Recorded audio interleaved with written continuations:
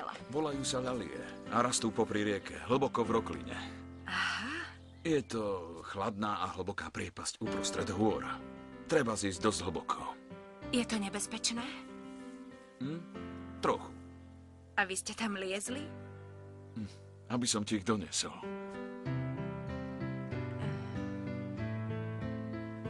Je to niečo, čo patrí do minulosti. Mariču už z môjho života odišla. Všetko sa medzi nami skončilo. Uverím tomu len, keď budeš môjim skutočným manželom. Najprv sa musíš uzdraviť. Dokonca vyskúšam hypnózu. Snáď si spomenieš. Nechcem. Nechaj ma tak. Potrebujem presne vedieť, čo sa ti stalo po našej nehode. Aj to patrí do minulosti. Nechaj to tak. To nie je možné. To nie je Už si možné. nepotrebujem spomenúť. Už som vyrovnaná. Malú mám rada ako svoju dceru. Teba ako svojho muža. Všetko medzi nami môže byť ako predtým. Všetko, Juan Miguel. Všetko. Pardon. Prečo nás rušíte? Čo je?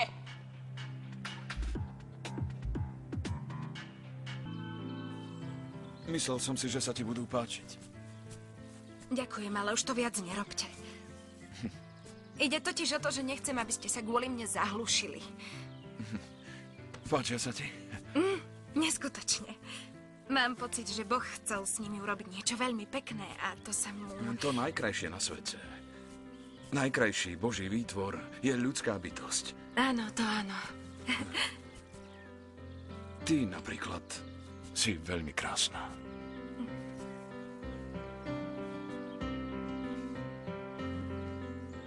Prišla som po vás, pretože vám Majta chce ukázať jeden obrázok. Vaša dcéra nesmierne túži, aby ste ho videli. A kde je Majta? V záhrade. Tak idem za ňou. Ale naučte sa nechodiť v nevhodnú chvíľu. Naozaj ma to mrzí, doktor, prepáčte. Nemusíte sa ospravedlňovať. Dokonca vám ďakujem za vyrušenie. Vyslobodili ste ma z nepríjemnej situácie. Ale seňora sa veľmi nahnevala. Dostáva ma natoľko do úzkých, že to začína byť neznesiteľné. Vy prepáčte mne, Blanka. Nerobte si starosti. Veľmi dobre viem, že keď sa človek trápi, potrebuje sa niekomu zdôveriť, kto by ho pochopil. A vy ma chápete? Totiž aj ja sa tak občas cítim, viete, doktor? Máte problémy? Áno. Raz vám o nich porozprávam. Keď budete trochu pokojnejšie a keď raz budem mať dostatok odvahy. Je to niečo, čo je vo mne a čomu nerozumiem. Potrebujete pomoc? Áno, vašu pomoc. Tak teda, v čom vám môžem pomôcť, Blanka? Prekonať vaše komplexy, bojazlivosť? Áno, v tom. Aj v iných veciach, doktor.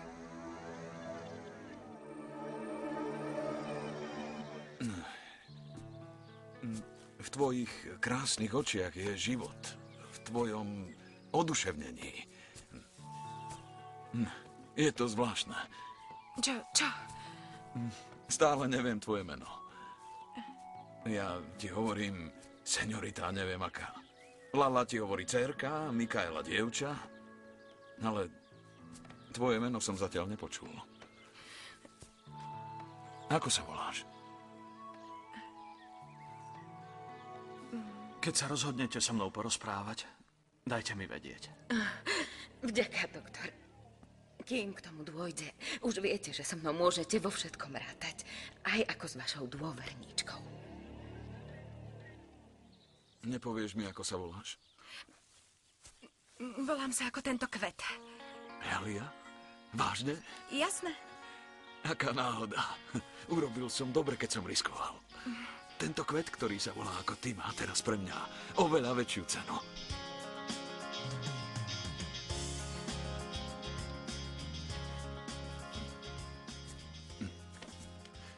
Dobrý deň. Dobrý deň. Ako to s ňou vyzerá? Je vystrašená, lebo jej budeme dávať dole obväzy. Vážne sa bojíš? No už tak trošičku, Juan Miguel. Zostaň pekne pokojná a prekryš si prsty tak ako ja. Á, doktor. Neveríš, že to pomáha? No už... Veľmi veľa ľudí verí, že všetko závisí od šťastia. Treba mať šťastie, aby človek dosiahol, čo chce. Aby si našiel nejaké pekné dievča. Aby mali človeka radi. Rukavice. Áno, doktor. Zatvor oči, Rosio, začíname. Ľúbim ťa. Buď pokojná. Zatvor oči.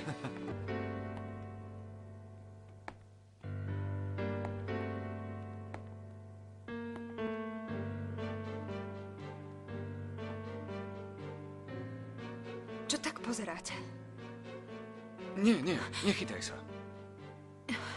Ako vyzerám? Prosím, doktor, povedzte mi, ako vyzerám. Prečo mi nič nevravíte?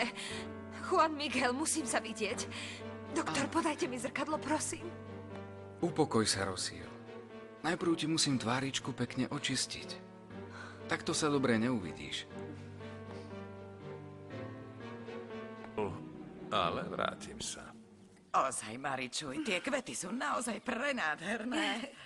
A vravíš, že senior Leopardo ti po ne zliezol až do priepasti, aby ti ich mohol natrhať? Jasné, Kande, čo na to povieš? Jaj, dcerka. Ja len vravím, že je to viac než jasné.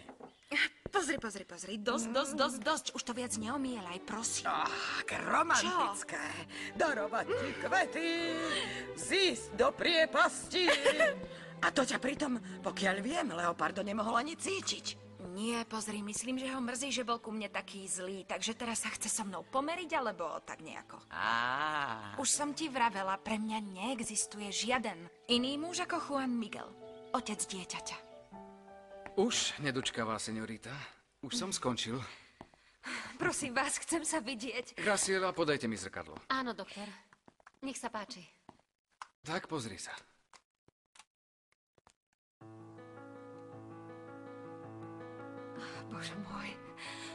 Bože môj, som rovnaká. Začínam byť ako predtým. Urobili ste vynikajúcu prácu. Blahoželám. Ďakujem. A tie malé jazvičky, ktoré ti zostali, aj tie časom zmiznú. A doktor, ďakujem pekne. Ďakujem pekne, doktor. Nemáš za čo, Rosio, nemáš za čo.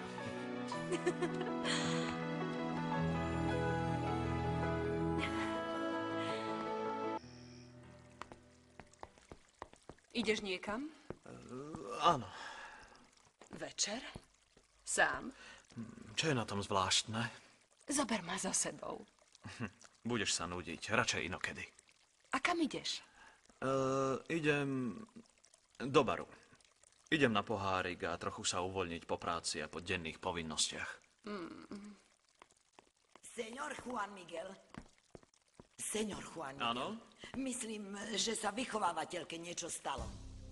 Prečo si to myslíte? Pretože jej už dlhšie klopem na dvere a nikto neodpovedá.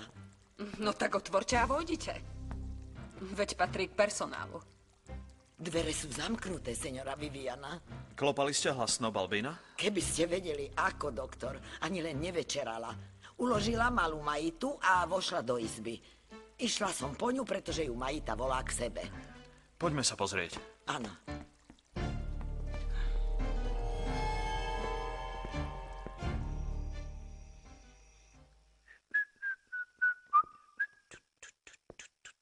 Myslel som, že si už išla spať, Lalia. Kdeže, mala som tak výdatnú večeru, že nie, naozaj nie. Najprv mi musí trochu vytráviť, až potom si ľahnem. Už je na čase, aby si mi začala tykať. Keď mi vykáš, cítim sa starý. Nie, ale prečo to vravíte? Veď vy ste ešte veľmi mladí, nie? Vykám vám, pretože... No, pretože vy ste tu ten najvyšší, preto... Ale aj tak sa mi to nepáči. Takže mi týka, dobrá? Dobre, počujte, viete čo? Áno? Totiž... Chcem vám niečo povedať. Blanka? Blanka, ste tam? Ozvite sa. Blanka? Blanka! Vidíte, senior, neodpovedá. Musí byť tam vnútri. A možno je už mŕtva. Preboha, Balbína, nedramatizujte to tak. Prečo by bola mŕtva? Mohla dostať infarkt, nie? Tá tam nie je. Za to vám ručím. Balbína, doneste náhradný kľúč, prosím vás. Hneď to bude, senior.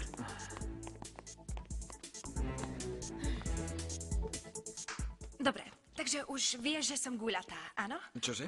Čakám, bábo. Som tehotná, totiž každým dňom sa blíži chvíľa, kedy sa to bábätko narodí. No. No a ja chcem, aby... Už to povedz, Lalia. Čo chceš? Dobre, teda. Chcela by som, aby si ho na tento svet priviedol ty. Ja? Jasné. No.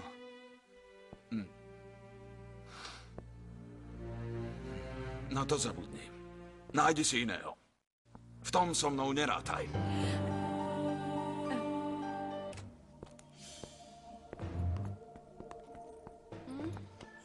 Blanka tu nie je. Nie je v celom dome, senior. Už som ju hľadala. Čiže to znamená, že tá obetavá a dokonalá vychovávateľka sa išla večer flákať po uliciach. Riadnej potvore si zveril našu dcéru. Prečo sa tak hneváš? Keď sme už konečne kamoši, znovu začneš byť na mňa dobre nepríjemný? To nemám v úmysle. Aha. Iba ti hovorím, že nemôžem viesť pôrod. A kto to teda urobí lepšie ako ty?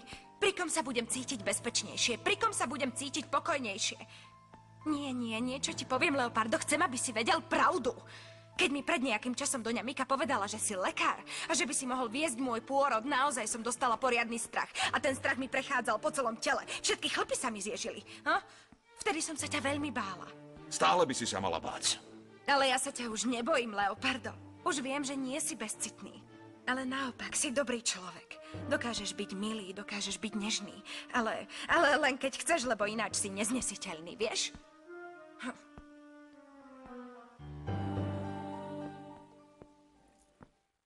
Veľmi ma prekvapuje, že seniorita odišla bez toho, aby to oznámila. Musí mať niekde nejaký ľúbostný románik. Aj keď si nemyslím, že by toho bola schopná. Nedokážem si tú patetickú vychovávateľku vôbec predstaviť, ako mám milostnú pletku. Idem malej Majite povedať, že dnes večer za ňou seniorita Blanka nemôže prísť. Prečo nejdeš za ňou ty? Posielaš ma tam, aby si mohol pokojne odísť preč. Do baru však? Nie je zahambujúce, že v takejto chvíli malá volá vychovávateľku namiesto matky. Nemôžem za to, že ma Majita nechce, a ani ty. Pozri, vieš čo? Chcem do tvojich rúk vložiť môj život. Nerob to. Poviem ti len jedno, život môjho dieťatka je pre mňa to najcennejšie. Práve preto. Prečo, Leopardo? Lebo nemôžem. Nájdi si niekoho iného, kto poniesie zodpovednosť za tvoj život a život tvojho dieťaťa. Nájdem ti dobrého lekára. Lenže ty si doktor a ty musíš byť dobrý. Nemôžem to urobiť. Zakázal som si to. Pozri, už mám toho dosť. Radšej mi povedz prečo. Kvôli niečomu, čo nemôžem nikomu prezradiť. Prečo si ma priviedol späť do svojho života, ak ma nechceš? A ani si ma nikdy nechcel. Len žiadne scény, prosím ťa. Už sa prejavil ten chladný muž. Neschopný sa niečím nadchnúť. Ľadový muž. Bol si taký aj k Maričuj? Bol si k nej takýto? Odpovedz mi. Odpovedz mi, no tak, poďme. Prajem ti dobrú noc. Juan Miguel. Juan Miguel. Toto mi nerob. Prajem ti dobrú noc. Juan Miguel. Juan Miguel. Toto mi nerob. Porušil som prísahu, ktorú som zložil po štúdiách. A to mi zabránilo ďalej vykonávať prax. Čo je niečo ako kňažská rehoľa, v ktorej človek nesmie ostatných ani sám seba zradiť. Nesmie! Dobre, takže... Je to kvôli tomu, ako si mi vravel, že tvojou vinou zomreli dvaja nevinní? Pred 2 rokmi som sa vzdal lekárskej praxe a prišiel som sa sem zničiť. A stal sa zo mňa barbar. Už nikdy nebude žiaden život závisieť od týchto rúk. Nikdy.